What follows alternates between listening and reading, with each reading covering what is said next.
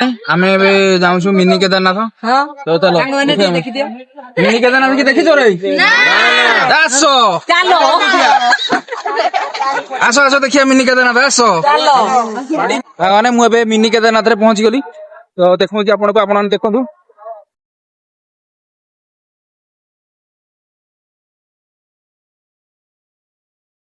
ଆମେ ଆଜି ଠିକ ଆଳତି ଟାଇମରେ ଆସି ପହଞ୍ଚି ଯାଇଛୁ। ସନ୍ଧ୍ୟାବେଳେ ଆଳତି ଟାଇମରେ ବସି ପହଞ୍ଚି ଦେଖନ୍ତୁ ଏଠି ଆସିବ ସାଇଡ ରେ ଗୋଟେ ଗଣେଶଙ୍କର ମୂର୍ତ୍ତି ଅଛି ଏଠି।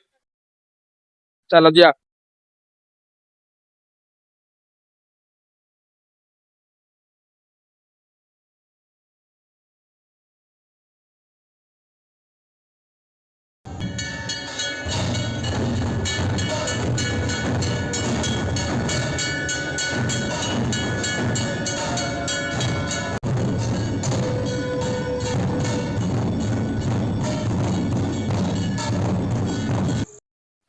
ଭିତରେ ଆଳତି ହଉଥିଲା, ଆଳତି ସରିଲାଣି। ଏବେ ଏବେ ଯିବା ଆଳତି ପାଇବା। ଆଳତି ପାଇ ସାରି ବାକି ଚାରିପଟେ ଯାହା କଣ କଣ ଅଛି ସବୁ ଆପଣ ମାନଙ୍କୁ ଦେଖେଇବି।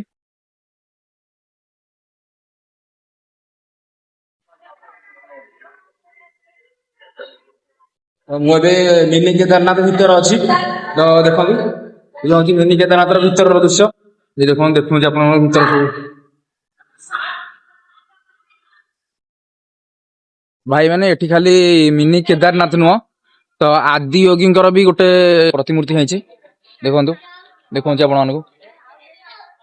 ତ ଆପଣ ମାନେ ଏଠି ମୁଁ ଦେଖେଇଲି କି ମିନି କେଦାରନାଥ, ଆଦି ଯୋଗୀ, ଆହୁରି ବହୁତ କିଛି ଅଛି।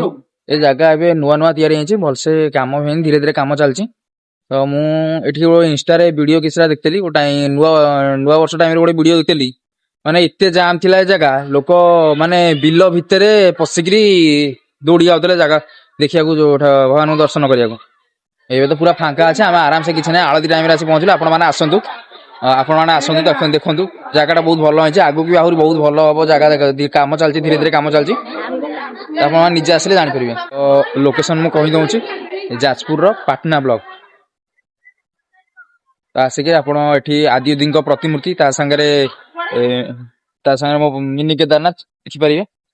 ତ ସାଙ୍ଗମାନେ ଆମେ ଏବେ କେଦାରନାଥ ଦର୍ଶନ ସରିଲାଣି, ମିନି କେଦାରନାଥ ଦର୍ଶନ ସରିଲାଣି। ଆମେ ଏବେ ଯାଉଛୁ ଛତିଆ ପଟ। ତ ଦେଖାହବ ସେଠି। ମିନି କେଦାରନାଥ ଆସି ସବୁ କେମିତି ଲାଗିଲା? ଓରିଜିନାଲ ତ ଯାଇ ହବନି, ସେ ଭାଗ୍ୟରେ ଅଛି ନାଇଁ, ଠିକ ନାହିଁ। ହଁ, ପଇସା ନାହିଁ। ପଇସା ନାହିଁ, ଆରେ ଶୀତ କରୁଛି ସେଠି। ଆଇଲେ ଗୋଟେ ଜାଗାରେ ଦିଟା ଜିନିଷ, ଆଦି ଯୋଗୀ ଦେଖିଲେ, ତା ସାଙ୍ଗରେ ମିନି କେଦାରନାଥ। ଚାଲିବାକୁ ପଡିବ, ଜଣା ପଡୁଛି ଏଠି ଗାଡିରେ ଆସୁଛ ଭାରି। ମୁଁ ଆସିଛି ଛତିଆ ବଟ, ଦେଖଉଛି ଆପଣ ମାନଙ୍କୁ। ଦେଖନ୍ତୁ, ମୁଁ ଆପଣ ମାନେ କିଛି ନା କିଛି ଛତିଆ ବଟ ଜାଣିଥିବେ। ଯୋଉମାନେ ଓଡିଶା ରହନ୍ତି କି ଓଡିଶା ବାହାରେ ବି ରହୁଛନ୍ତି, ସେମାନେ ଛତିଆ ବଟ ବିଷୟରେ ଜାଣିଥିବେ, କାହିଁକି ନା ସେଟା ମାଳିକାରେ ମେନସନ ହେଇଛି। ତ ମୁଁ ଆଗ ଦେଖେଇ ଦଉଛି ଛତିଆ ବଟଟା, ତାପରେ ମୁଁ କହୁଛି ତା ବିଷୟରେ କିଛି। ଏ ଦେଖନ୍ତୁ, ମୁଁ ଏବେ ଅଛି ଛତିଆ ବଟରେ।